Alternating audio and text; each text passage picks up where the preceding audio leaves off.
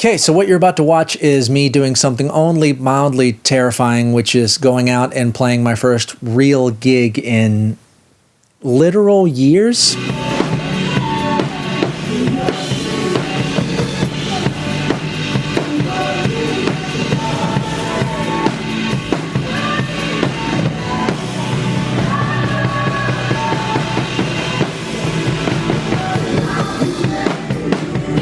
Quick introduction. Hi, I'm Jason. I've been a professional musician for close to 20 years, and thank you for watching this. Sincerely, it means a lot. So the story goes, about 8 years ago, I transitioned into a full-time ministry and became a church worship leader.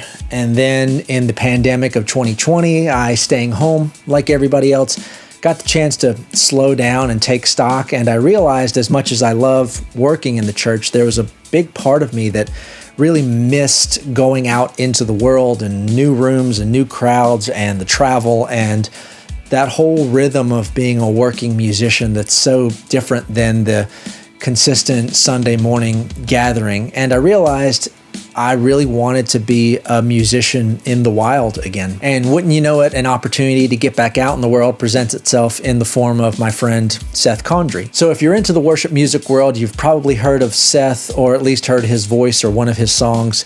He's a part of North Point Worship, based out of Atlanta, Georgia. He's an incredible singer, worship leader, a prolific songwriter, and just a really good dude. I became friends with Seth at the beginning of 2020, back when things were still functioning normally. The previous summer, I had left a job at a church in the Bay Area of California. I just felt like it was time to move on and do something else. And during that time, when I was figuring out what that next thing was, I was helping out at a church I was friends with in San Francisco. Not long after that, I got hired by a church here in Winston-Salem, North Carolina. Then shortly after that, that church in San Francisco hired Seth to be their new worship pastor. So as I was preparing to leave California, Seth was preparing to move to California. We did a few Sundays in San Francisco together, quickly became friends, talked about when the world became semi-normal again, when there's a vaccine available, we would play some gigs together. And that brings us to everything you're about to watch in this video, so this is a good time for us to jump back several months. All right, so I just got off the phone with Seth, and we're pretty sure that this June camp gig is happening, which means a bunch of stuff is now on my to-do list. First things first, we need a band for the gig. Seth is reaching out to his cousin Heath to see if he'll play bass on the gig. Heath plays in North Point Worship. He's also a great singer and writer. I'm going to see if my buddy Wyatt back in California will play guitar with us. And I have a lead on a vocalist, a friend of mine who is connected to just about everybody in the local Winston-Salem scene, has a singer he highly recommends, so we'll see how that works out. And Seth has a audio engineer in the Charlotte area whom he loves. And so if he can do it, then we know the front of house mix will be awesome. And once we have everybody confirmed for the gig, I want to put together a Zoom call just so everybody can meet each other and we can get a few preliminary details sorted out. Then after that, all of my prep work starts. Me and Seth need to lock down the set list. I need to make charts and demo MP3s to give to the band for their prep. I need to generate an input list and a rough stage plot to give to our sound engineer and the venue so they know what we're bringing and how many channels we need. I need to make a scene for the monitor board for our in-ears, and on top of all that, I need to practice the drums a lot because I am very rusty. All right, let's go. Okay, so it is roughly 9:45 on a Thursday evening. My wife and I just ate dinner. She is in the kitchen baking, and I am going to begin charting. So charting is essentially just the process of sitting down and writing out the songs specifically for my brain. Literally what I'm doing is I'm sitting down, I'm actively listening through the song a few times and writing out the structure of the tune and making note of specific things that I need to be paying attention to as the drummer. Things like kick drum patterns, odd snare placements, accents, energy levels, arrangement notes, repetitions of things, specific fills that are integral to the arrangement of the song, just all of the personality stuff that isn't necessarily represented or really represented at all in a basic chord chart. And no matter what instrument you play, I cannot overemphasize the importance of this skill for any musician in preparing for a gig, to learn a song by ear and to dig into all the specificity of that song, particularly your parts on that song. Because here's the thing about making my own chart manually: the process of writing it out answers so many questions about the song that I wouldn't have even thought to ask. Now, a lot of what's written on the chart will be pretty obvious: play here, don't play here, or 4 on the floor kick drum, or hi-hat to ride, that kind of stuff. But some of what's on the page will make no sense to anybody except for me, because I'm the only person that needs to make sense to. The chart is for me. And the goal with any good song chart is it needs to be as glanceable as possible. In other words, if I'm in the heat of the moment playing and I need to look over at my chart to remember something, I need to be able to get that information immediately without having to do a bunch of scanning the page. And honestly, there's a very, very high likelihood I won't even need any of these charts ever again, because the mental and physical act of writing out the chart did so much of the work of internalizing the song for me. Needless to say, in my opinion, just after actually practicing my instrument, this is the second most important part of my preparation for any gig, because, well, there's something to be said about doing your homework and being the most prepared person in the room. People are going to notice, and, well, you'll get hired again, because in my experience, people would rather work with a musician who's pretty good, but more importantly is dependable and someone they can trust, over somebody who can like really shred but is, well, a liability.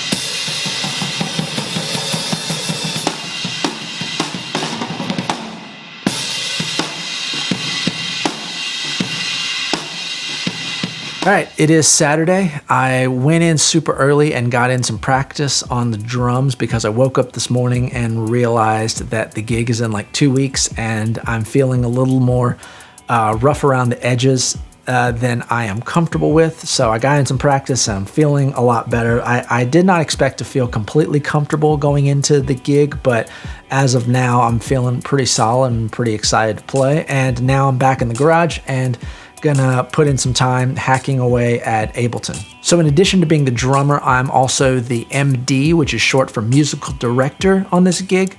I'm also the keyboard player, but that's a whole situation I'll explain later. And part of my responsibilities as the MD is I'm in charge of any click and backing tracks we use, and for that I use Ableton Live. So I've been using Ableton for over 8 years. I know the program inside and out, and I'm very comfortable running it on stage. And the way I have it set up for this particular context of leading worship is I want all of the bells and whistles of click and backing tracks and MIDI, but I want to have complete flexibility within that. Because when you're leading worship, you want to be able to, as I say, keep your antennas up and read the room and feel out the moment and guide moments as you see fit. But that's really difficult to do when the band is locked into a script. So with Ableton set up this way, I can control it just like it's another instrument. I can hop around sections of the song, I can loop stuff, I can adjust things on the fly, and I can really have it so the tracks follow us rather than us having to follow the tracks. All right, back at it.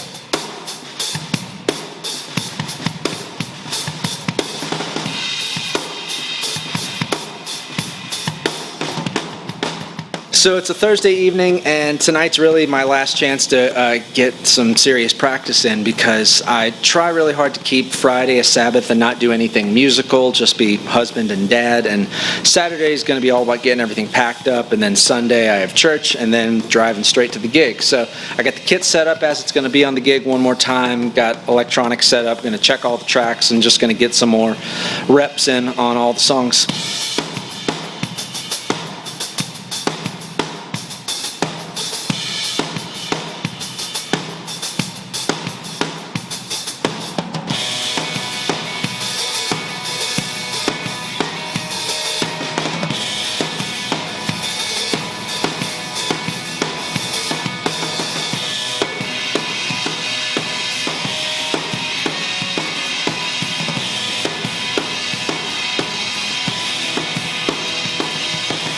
Okay, so travel day, it's been hectic all day, haven't shot a ton of footage, and I ran into a slight problem packing up my car. You see, I'm not the smartest individual, and I did not account for the fact that I might not be able to fit everything in the car. So the car filled up pretty quickly because I'm taking with me a mobile rack for our in-ear monitors, and our guitar player, who is one of my best friends in the world and is flying in from California to play the gig, asked if he could borrow a couple of my guitars so that he wouldn't have to be subjected to the horrors of TSA, and I said of course.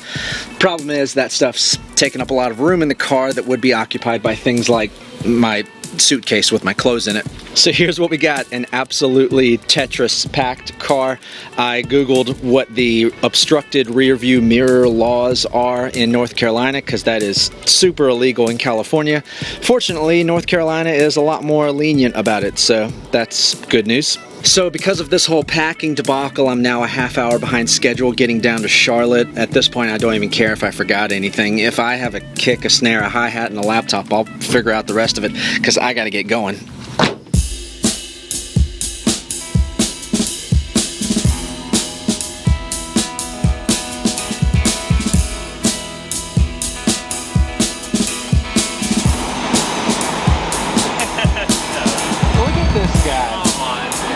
Okay, so we have settled into the Airbnb for the evening. It's just me and Wyatt tonight. The rest of the team gets here tomorrow. I'm not going to do a tour of the place. It's somebody else's house, and I want to respect their privacy, but you can see this lovely dining room wall art behind me.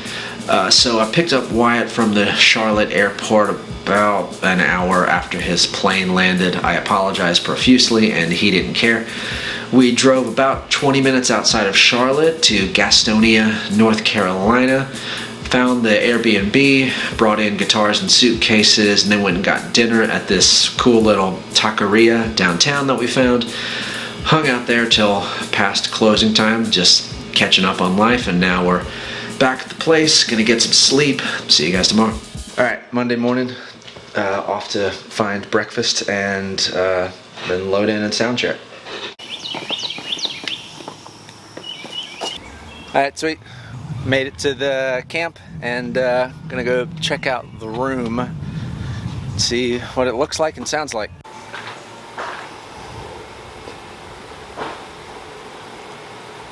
Alright, got a pretty decent situation here. This seems like it'll be a fun room to play in. Alright. Dude, don't forget the chairs, bro. There's chairs. We got chairs for days. All kinds of chairs. Oh, cool. They got guitar ISO boxes. Yeah, baby. If we had brought amps, we'd be set. Oh, those are sick, actually. Yeah. I respect it. Oh, over here is green room. Literally green. Yeah. It's literally green. That's so good.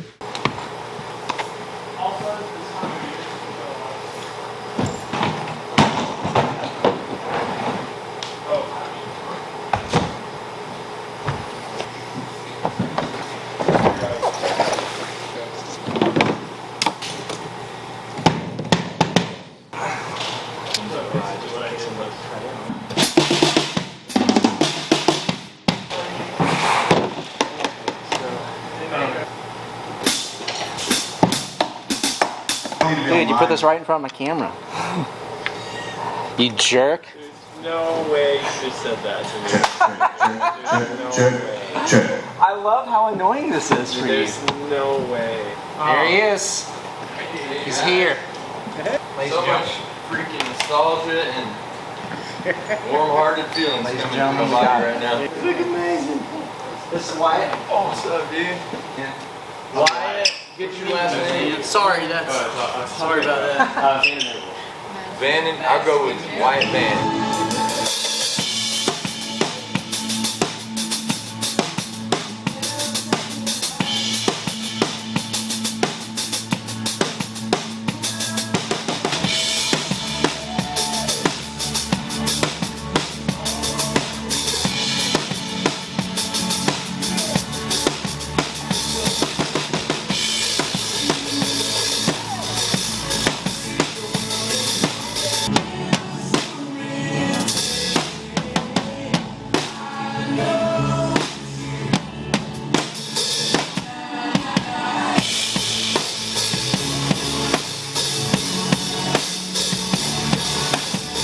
Heath, do we know where we're going?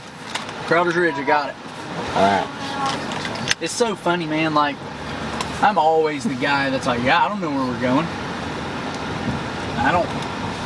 You know what I mean? Yeah. It kind of feels good to type in the address. For once. Left at the line. Live at the line. I hang left at the light. Getting alright after you left smoking. Raised Smokehouse, dude. I would pay the extra money for if there was a Waze voice option that was just Seth singing a country song. Yeah. There you go. Gonna take a left. I wonder if Take they a do. left at the light. I'm pretty sure that. You'll be alright. Yeah, that. I would pay money for that. Yeah, that is awesome. I know you want a U-turn, but it ain't legal right here. Just as a reminder, don't be drinking no beer while you're driving. Don't drink and drive. Just take a ride.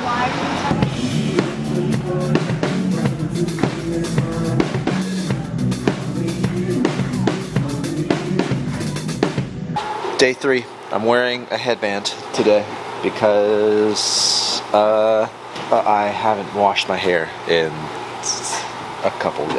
several days, so it's fine. Hey, Wyatt.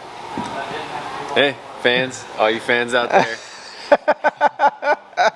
If there's one person that I knew would make me regret bringing a camera, it would be this guy.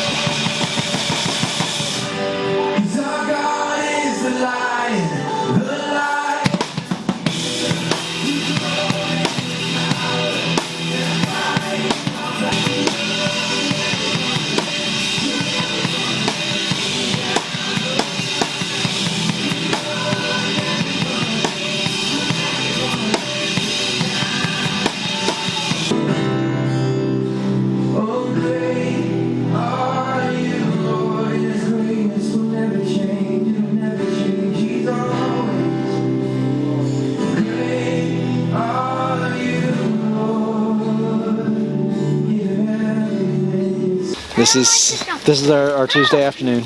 Yep. Bands that play together also change flat tires together. Part of the What we do. road. It's part of team the road. spirit right here. This is it. This is the real thing right here, guys. We got a good team this year. Got a good team. We might need a little better driver. I don't know. I mean, we're not saying anything. But we're thankful for Lay's Potato Chips for sponsoring us. WD-40 and Lay's have been sponsoring us about now 6 months. Still ain't made no money, but we're just real thankful because we want to be thankful to the Lord. Oh, you got to be tough. We also want to thank Slim Jim. Slim Jim, thank you for sponsoring us this time. You mean the world to us. Keep us fully nurtured. Man don't live on bread alone. He lives on that and Slim Jims. Amen. Okay, so it's Wednesday afternoon. We are chilling back at the Airbnb before we head back to camp for sound check and run through for our Wednesday night set. So if you're curious how to get booked on a gig like this, I'm not an expert in it, but from my experience at least, it's primarily relationship and reputation and some logistical availability. So as I mentioned before, this whole gig just came about from my friendship with Seth and us wanting to do stuff together and the convenience of me only being a couple hours drive away from the gig, so we just coordinated that way. So just that relationship with Seth led to him hiring me on this gig because he knows me and he trusts me to deliver quality in what I'm doing. So from that relationship, there's a trust. So Seth doesn't have to worry about me on this gig, basically. And it worked out the exact same way with the rest of the band. Wyatt, Madison, Heath, they're all on this gig because of their relationships to people in the band and their reputation for being good. I recruited Wyatt on this gig because I've known him for close to a decade. I know he's really good, and also I just really wanted to hang out with my buddy, and that's a big factor if you're the kind of person who people want to be on a gig with, people want to hang out with. That's almost equally as important as being able to play or sing. Madison was suggested to me for this gig by a friend whose opinion I trust, and Heath and Seth are cousins and they're in North Point worship together, so there's a lot of history and relationship and trust there. So Seth completely trusts Heath on this gig, or any gig.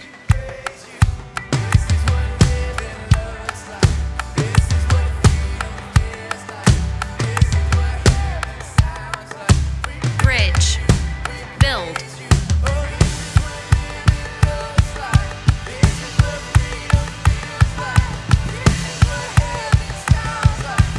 Chorus. All in.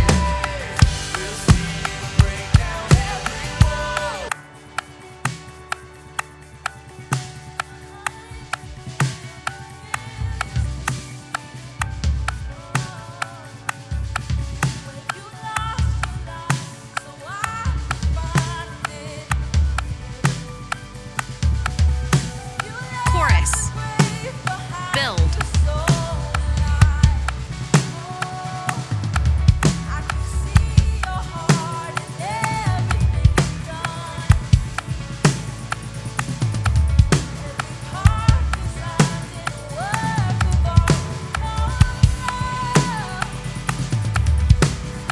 Chorus. All in.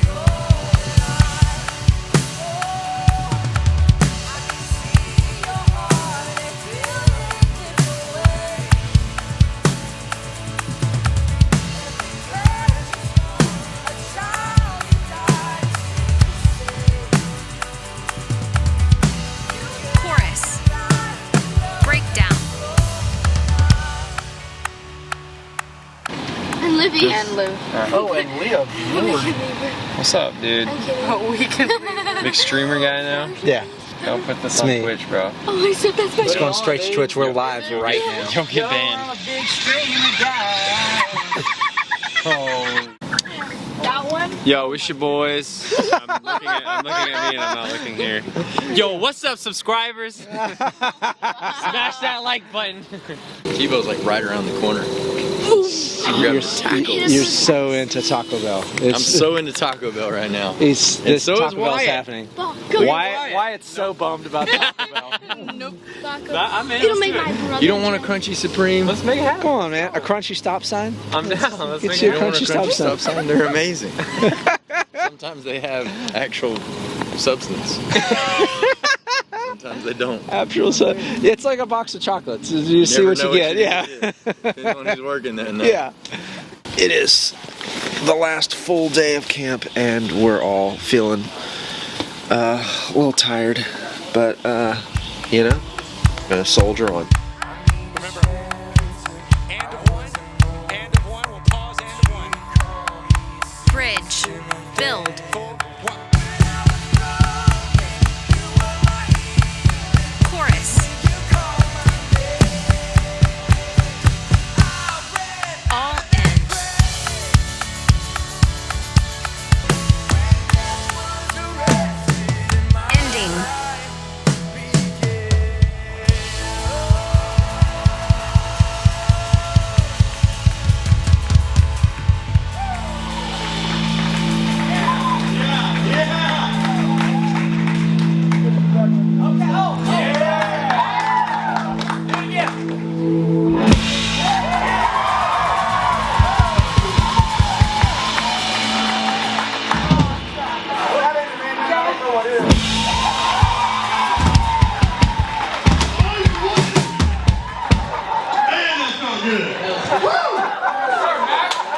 Oh, so stop. You guys want me to say it while I preach, so you go sit down. Last set just finished. All the students let out. I'm extremely sweaty right now. And yeah, we're gonna start to slowly tear down, but first we'll probably hang out with some students. Look at Wyatt. Come on. We played our last note less than 5 minutes ago. He's already packing up. Come on, baby. Come on, somebody. We got places to be. I got pizza to eat right now. Waffle House still open, baby. Waffle House is still open right now. That's the truth.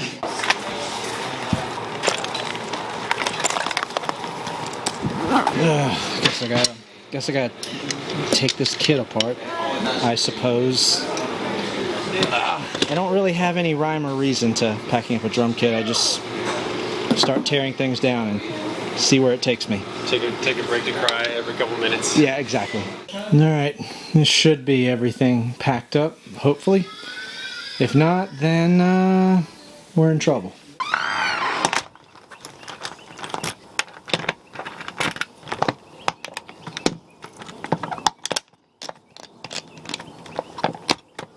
Successfully packed everything up, got out of the Airbnb. Now we're heading back to the camp to grab all our gear and put it in the car because I didn't want it sitting in our car overnight, and gonna hit the road.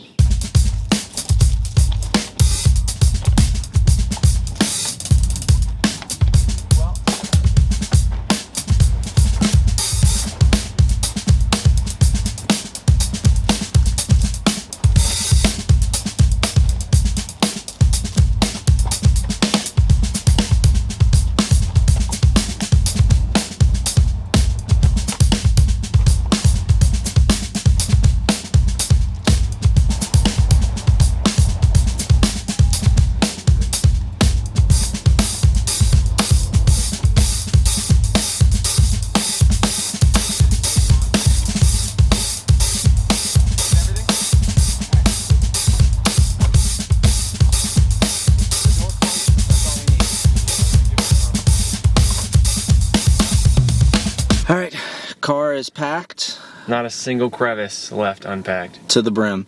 So we're packed up, ready to go, gonna hit the road, but what do you think, breakfast? Waffle House! Waffle House. And the sounds of the game. This is something right here. That looks smack. What's this business This over here? looks crazy. That is an amazing looking chicken sandwich.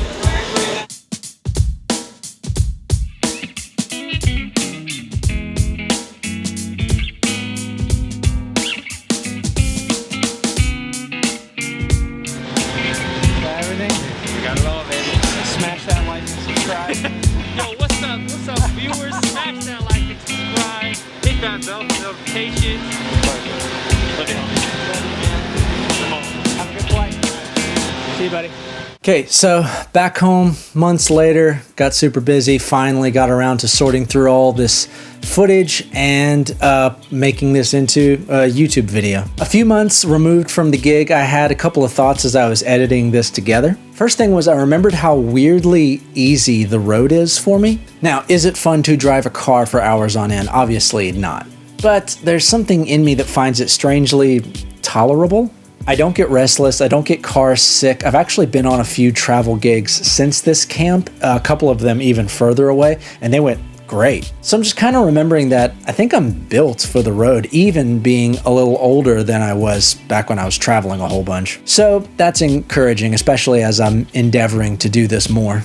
As far as my preparation for the gig, one thing that surprised me was I underestimated how much all the other stuff I was doing, prepping the band, the tech stuff, the bigger picture things, distracted me from preparing on my instrument. So in the future, in situations where I'm the MD, I need to remember that that puts me at a slight deficit on my instrument. The whole time leading up to the gig, I felt kind of behind, like I was cramming for an exam. But as is always the case, no work is ever wasted, and once I was there, I found I knew the songs better than I thought I did, and I sounded better than I thought I would. The thing is, when you're practicing, you're putting yourself under a microscope, but when you're in a room with other people playing music interactively, there's energy, there's adrenaline, you're part of a bigger sound, and you're more focused on the moment than you are on what you're trying to technically execute. And that's something I'm a big believer in, doing the homework up front so that when you're on stage, you can forget all of it and just be present in the moment. So,